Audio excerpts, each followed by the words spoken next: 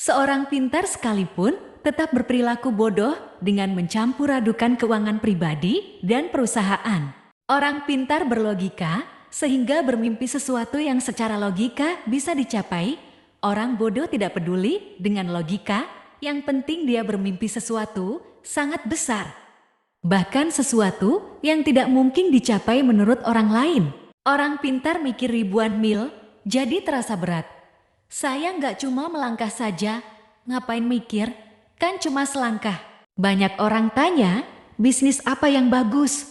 Jawabnya, bisnis yang bagus adalah yang dibuka, bukan ditanya terus. Orang pintar sering menganggap remeh kata fokus buat dia. Melakukan banyak hal lebih mengasyikkan. Sementara orang bodoh tidak punya kegiatan lain kecuali fokus pada bisnisnya. Sekolah terbaik adalah sekolah jalanan, yaitu sekolah yang memberikan kebebasan kepada muridnya supaya kreatif. Banyak orang bodoh yang banyak mengandalkan semangat dan kerja keras plus sedikit kerja cerdas menjadikannya sukses dalam berbisnis. Di lain sisi kebanyakan orang pintar malas untuk bekerja keras dan sok cerdas. Orang pintar dengan mudah beralih dari satu bisnis ke bisnis yang lain karena punya banyak kemampuan dan peluang.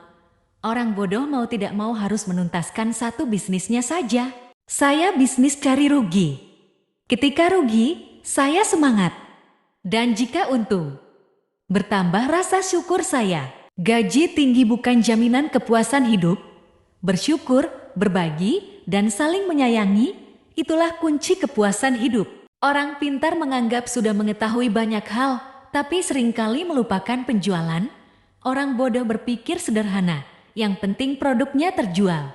Rumah mewah bukan jaminan keluarga bahagia. Saling mengasihi, menghormati, dan memaafkan, itulah kunci keluarga bahagia. Satpam dan tembok rumah yang kokoh bukan jaminan hidup tenang.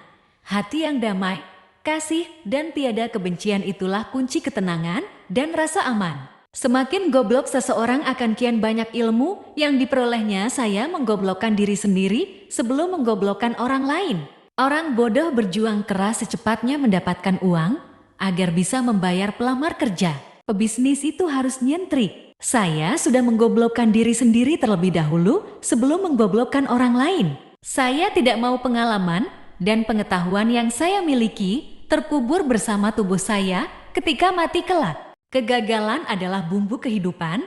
Kegagalan membuat kita bisa menjadi manusia tangguh. Hidup berfoya-foya bukan jaminan banyak sahabat, tapi setia kawan, bijaksana, mau menghargai, menerima teman apa adanya, dan suka menolong.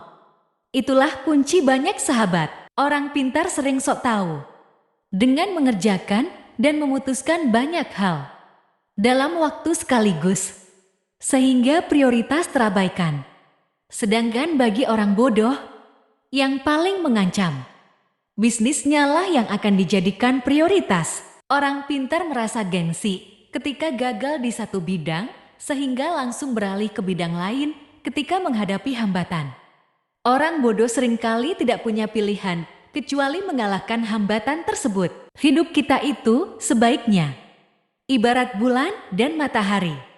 Dilihat orang atau tidak, ia tetap bersinar.